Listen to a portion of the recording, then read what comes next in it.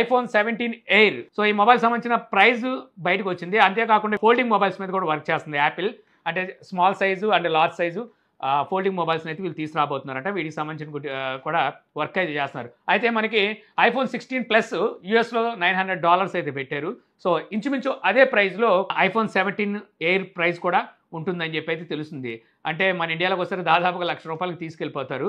ఇక అలాగే Apple iPhone SE 4 mobile phone మీద వర్క్ చేస్తుంది. మనకి నెక్స్ట్ ఇయర్ మార్చి నెలలో ఈ మొబైల్ని లాంచ్ చేయొచ్చు అని చెప్పి ఎక్స్పెక్టేషన్స్ ఉన్నాయి. అయితే ఇప్పుడు ఈ మొబైల్ పేరు అయితే మారబోతున్నట్టుగా తెలుస్తుంది అనమాట. ఐఫోన్ 16E అనే పేరు మీద అయితే ఈ మొబైల్ని అయితే తీసుకొస్తారంట. యాక్చువల్గా వీళ్ళు ఫస్ట్ మొబైల్ 2016లో తెచ్చారు ఐఫోన్ SE పేరు మీద. తర్వాత 2020లో అంటే దాదాపుగా 4 సంవత్సరాల గ్యాప్ తీసుకొని మళ్ళీ సెకండ్ జనరేషన్ తెచ్చారు. థర్డ్ జనరేషన్ 2022లో తీసుకొచ్చారు. సో మళ్ళీ 2025లో 4th జనరేషన్ తీసుకురాబోతున్నారు అనమాట.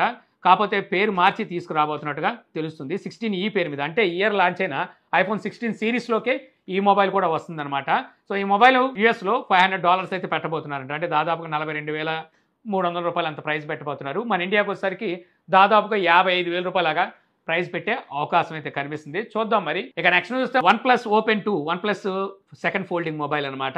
ఇదే మనకి ఒప్పో Find N5 పేరు మీద ఈ ఫోల్డింగ్ మొబైల్ అయితే తీసుకొస్తారు. ఈ మొబైల్స్ని మనకి నెక్స్ట్ ఇయర్ Q1లో అయితే లాంచ్ చేస్తారని చెప్పి ఎక్స్పెక్టేషన్స్ అయితే ఉన్నాయి. అయితే లాస్ట్ టైం OnePlus Openతో కంపేర్ చేస్తే బ్యాటరీ సైజు పెరగబోతుందంటే IP రేటింగ్ పెంచబోతున్నారు. అలాగే వైర్లెస్ ఛార్జింగ్ సపోర్ట్ కూడా ఉండబోతుందని చెప్పి తెలుస్తుంది. లాస్ట్ టైం మనకి IPX4తో తెచ్చారు కదా, ఈసారి IPX8తో తీసుకురాబోతున్నారంట. లాస్ట్ టైం 4800 mAh బ్యాటరీతో తెస్తే ఈసారి 5700 mAh బ్యాటరీ అయితే ఉండబోతుంది. అలాగే వైర్లెస్ ఛార్జింగ్ అయితే యాడ్ చేయబోతున్నారు. లాస్ట్ టైం ఇదైతే మిస్ అయింది. వైర్లెస్ ఛార్జింగ్ అయితే యాడ్ చేయబోతున్నట్టుగా తెలుస్తుంది. దాదాపు ప్రైస్ అయితే మాత్రం $1,40,000 దగ్గరికి అయితే తీసుకెళ్తారు అని చెప్పి ఎక్స్పెక్టేషన్స్ అయితే ఉన్నాయి. ఇక నెక్స్ట్ చూస్తే మనకి పోకో F7 మొబైల్ మనకి గ్లోబల్ డిజైన్ అయితే బయటకు వచ్చింది. యాక్చువల్గా ఇదే మొబైల్ని వీళ్ళు చైనాలో రెడ్మీ టర్బో 4 పేరు మీద అయితే లాంచ్ చేస్తారు. లాస్ట్ టైం తీసుకొచ్చిన రెడ్మీ టర్బో 3కి సక్సెసర్ ఈ రెడ్మీ టర్బో 4. రెడ్మీ టర్బో 3నే గ్లోబల్గా అలాగే ఇండియాలో చూస్తే F6 పేరు మీద అయితే లాంచ్ చేశారు. సో ఇప్పుడు దీన్ని F7 పేరు మీద అయితే తీసుకురాబోతున్నారు. జనవరి నెలలో ఈ మొబైల్ని అయితే చైనాలో లాంచ్ చేయబోతున్నారు టర్బో పేరు మీద. మన ఇండియాలోకి వచ్చేసరికి ఇంకో 1 month or 2 months లేట్గా అయితే తీసుకొస్తారు. ఈ మొబైల్లో మనకి మీడియాటెక్ డెమెన్సిటీ 8400 ఈ ప్రాసెసర్ అయితే ఉండబోతుందంట. మనకి ఇందులోనే టర్బో 4 Pro కూడా రాబోతుంది. అదే మనకి F7 Pro పేరు మీద అయితే తీసుకురావచ్చు. అందులో స్నాప్డ్రాగన్ 8S Elite ప్రాసెసర్ అయితే ఉండబోతుందని చెప్పి తెలుస్తుంది.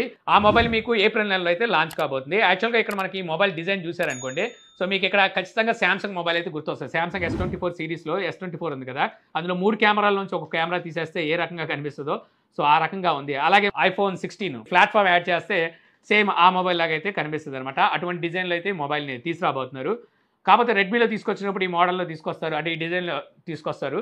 కానీ మనకి పోకోలోకి మారేసరికి ఖచ్చితంగా అక్కడ వీళ్ళు ఏదో ఒక షాడోని అయితే యాడ్ చేస్తారు. ఇక నెక్స్ట్ చూస్తే మనకి వివో జోవి అనే ఒక సబ్ బ్రాండ్ అయితే తీసుకురాబోతుందని చెప్పి సో మనకు తెలిసిన విషయమే కదా. సో ఇప్పుడు ఈ జోవి బ్రాండ్ నుంచి V50 Lite అనే మొబైల్ గీక్ బెంచ్లో అయితే స్పాట్ అయింది. ఇది ఒక మొబైలే కాదు, వీళ్ళు Y39 అనే మొబైల్ కూడా తీసుకురాబోతున్నారు జోవి బ్రాండ్లో. యాక్చువల్గా వివో దగ్గర already Y series V series mobiles అయితే ఉన్నాయి. ఆఫ్లైన్ ఎక్కువ టార్గెట్ చేసి మొబైల్స్ తీసుకొస్తారు. జనాలు కూడా ఈ మధ్యకాలంలో ముదిరిపోయారు, రివ్యూస్ చూస్తున్నారు, ప్రాసెసర్ ఏంటి, కెమెరా పనితనం ఎలా ఉంది పరిగణలోకి తీసుకొని దాని తగ్గట్టుగా మొబైల్స్ అయితే చూస్ చేసుకుంటున్నారు. అలాంటప్పుడు ఈ మొబైల్స్ ప్రైజెస్ ఎక్కువ అవుతున్నాయి. ప్రాసెసర్తో కంపేర్ చేస్తే $4,000 నుంచి $5,000 మొబైల్ ప్రైస్లు ఎక్కువ పెడుతూ ఉంటారు వీళ్ళు. అంటే వాటి సేల్ సన్నగిలినప్పుడే ఇలాంటి సబ్ బ్రాండ్లు గుర్తొస్తుంటాయి అనమాట బ్రాండ్స్కి. సో ఇప్పుడు ఈ సబ్ బ్రాండ్ని తీసుకొచ్చి వివోలో తీసుకొచ్చే మొబైల్ ఫోన్స్ కొంతకాలం ఒక 2-3 నెలల తర్వాత వాటిని జనాలు మర్చిపోతున్నారు అనుకున్నప్పుడు సబ్ బ్రాండ్ నుంచి రిలీజ్ చేయడానికి తీసుకొస్తారు. సో ఇప్పుడు ఈ సబ్ బ్రాండ్ కూడా మనకి అలాగే రాబోతుందన్నమాట. సో చూద్దాం మరి ఈ సబ్ బ్రాండ్లో వీళ్ళు మొబైల్ ఫోన్స్ ప్రైజెస్ ఎంత పెడతారనేది. ఇక ఫైనల్ చూస్తే మనకి OnePlus 13R అలాగే OnePlus 13 జనవరి 7వ తారీఖుని మొబైల్స్ మన ఇండియాలో లాంచ్ చేయొచ్చు అని చెప్పేసి తెలుస్తుందన్నమాట. ఇప్పుడు మనకి OnePlus 13R ఇండియాకి సంబంధించిన మొబైల్ వేరియంట్ గీక్ బెంచ్లో అయితే స్పాట్ అయింది. యాక్చువల్గా ఈ మొబైల్ని ఆల్రెడీ వీళ్ళు చైనాలో లాంచ్ చేశారు OnePlus Ace 5 పేరు మీద.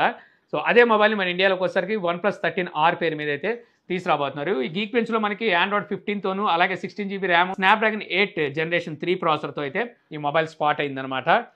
సో చూడాలి మరి ఇండియాలో ఎంత ప్రైస్ పెడతారనేది.